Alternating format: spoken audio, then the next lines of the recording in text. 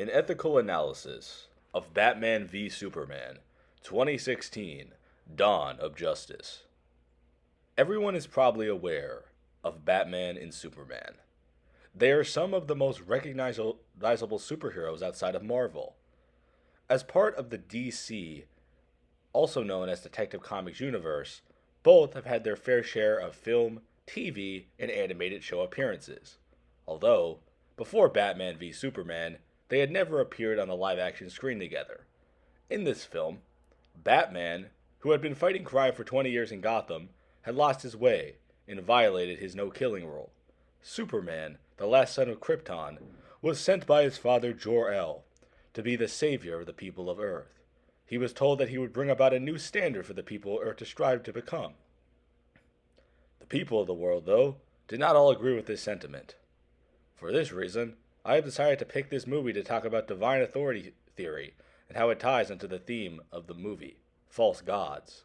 Or simply, what is a god or gods? Not only can this movie be viewed using divine authority theory, but it can also be used it can also be viewed through the lens of Kantian ethics, a set of moral universal principles that apply to all human beings regardless of their society or environment. One example of a Kantian moral principle is respecting the humanity in others, based on a categorical imperative. In the movie Batman v Superman, each protagonist's journey as well as their intentions can be seen as examples of divine authority theory and Kantian ethics, guidelines of categorical imperatives. In the world of DC Comics, there are many different and interesting villains that exist, one of them being Lex Luthor. The billionaire, played by the actor Jesse Eisenberg, seeks to drive a wedge between Batman and Superman by exploiting Batman's paranoia over Superman being an all-powerful alien. Luthor, throughout the movie, has two reasons to do this. One reason is that he is distrustful of foreigners, but another is that he views the world through the perspective that if God exists, he must be all-powerful, and if he is all-powerful, then he must be evil. There is no in-between or alternative in his mind. Superman does not view the world in this way, which is somewhat apparent considering he had to fight General Zod and his allies from terraforming Earth into Krypton. Superman had to choose whether or not to save the world, and of course, he decided to save it in the end. Superman believed that he was sent to guide Earth, not to rule it. Bruce Wayne, aka Batman, in a similar fashion to Lex Luthor, becomes paranoid over the presence of Superman on Earth. Batman perceives Superman, with his unlimited powers, as not being bound down to any authority on Earth. Therefore, he can violate the rights of others, taking away their free will. We see early on in the movie that Batman is branding criminals with the Bat brand, which in many senses makes Batman a hypocrite, because he views himself as above those criminals. Batman simply thinks that Superman cannot exist on Earth without violating the rights of humanity. Batman actively violates the rights of people while saying Superman's existence is violating the rights of others. This makes Batman a massive hypocrite in that regard. While Lex Luthor thinks that God is tribal, he takes sides, and he wants the public to see the fraud that Superman is. Taking a closer look into divine authority theory, we tend to see similar trends in the discussions regarding God's intentions. Does God intend the best for humanity, or does he seek to destroy us? God is a loose concept, and without a Superman figure existing in our world, it is harder to point to a particular image as a divine authority. If Superman did exist, though, and decided to destroy the world because he has that ultimate power and nobody can stop him, does that make his will correct, or would it make Lex Luthor and Batman correct? Superman was sent to Earth on a mission to guide humanity. Does that mean he is the best guide for humanity? What gives him authority over humanity to make that choice? Divine authority theory is a way in which people have sought to ground the unknown and supernatural in something familiar. It states what type of moral values and virtues we need to hold. It concludes that humans need to be commanded and led by a god or godlike figure. In many ways, this is similar to how Superman views himself, due to the mission he was given by his dad. Lex Luthor says that this does not matter, and therefore Superman cannot be fully trusted.